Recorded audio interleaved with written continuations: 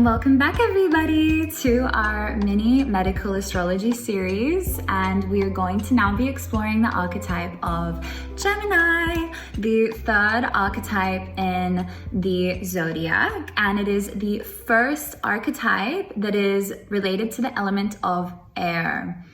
And so for any of you that are familiar with astrology, you might know that the element of air has a lot to do with the mind and the intellect and the exchanging of ideas.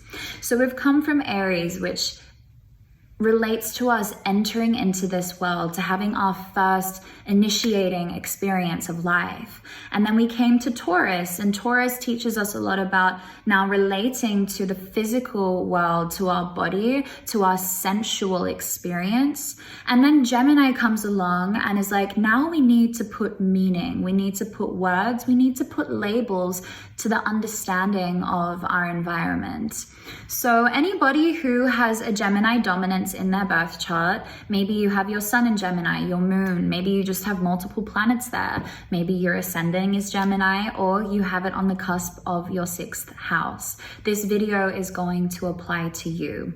And it tells me already that you're a pretty intrigued and curious student and quite willing and eager to learn because the archetype of Gemini, it is curious. Anybody who comes through with a Gemini dominance needs to have a life that is filled with fresh and new energy and information in every day, in every moment. This is so important to your health and your well-being. If you are experiencing stagnancy, if you're experiencing routine, if things are feeling a little bit too familiar to you, it is likely to end up manifesting in physical illness because your vitality, your well-being is dependent on your ability to be having a very fresh and dynamic experience of the world around you. That is why you are the archetype of learning and understanding, and more importantly, also the archetype of communication. And so it teaches us immediately that another part of your well-being is very dependent on your ability to communicate. So not only is it about understanding and learning all of these amazing new ideas and topics and themes, but you also need to have people in your life that you can talk about it with, whether it means that you're writing it down, that you're verbalizing it. Any kind of form of communication is incredibly important for you, and to feel like you can have this rapport and this exchange of intellect with another, it is so important for you, Gemini.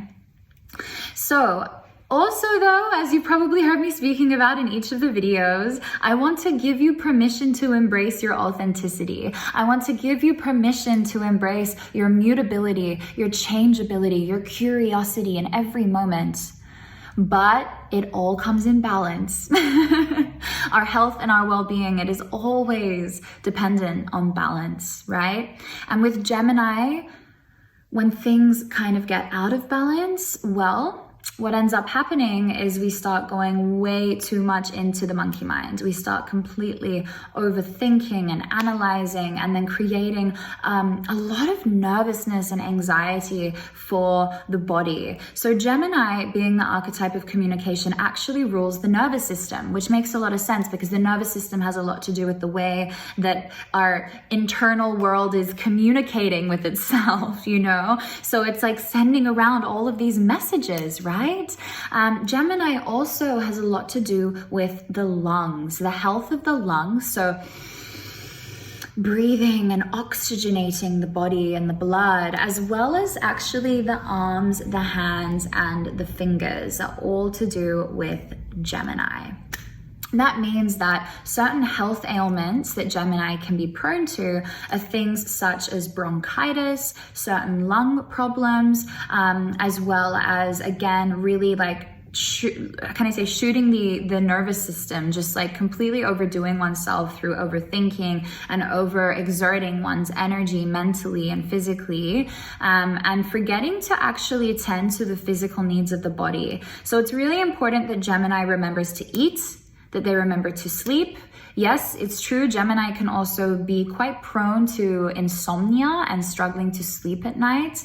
And so again, we need to find certain remedies for you, Gemini, of not necessarily when is it time to stop, but certain tools and practices that can help to bring you back into the body when you think that you're going a little bit much into the mind, okay? And of course, things that help to calm and relax the nervous system are very, very important for you. Interestingly enough, Gemini can also have a lot to do with allergies and even eczema. Interestingly enough, when we're thinking about what can physically make you feel better when you're not feeling so well, bringing again a fresh and new environment, you know, creating freshness in your surroundings and in the kinds of people and information that you're receiving.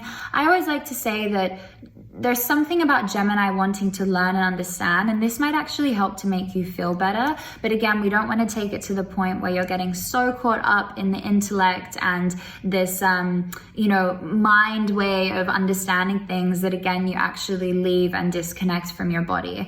And so something else that might really help you is having a body worker in your life, getting massages, having someone in your life that really helps to tend to the body, because we store emotion in the body, and if we're constantly leaving the body for the mind and over intellectualizing things, it can mean that we actually leave a lot stored in the body that is actually needing to be looked at and worked on so it doesn't turn into physical health ailments. Because you're naturally using your mind so much, I think it would be really important to be eating foods and herbs and having supplements that really support with brain health, such as like omegas, for example. Also helping to bring some healthy fats back into the body, because again, if we're thinking about the energy of Gemini, it can be quite scattered and quite all over the place, and we need some grounding food and some grounding herbs that really help to bring us back into the body.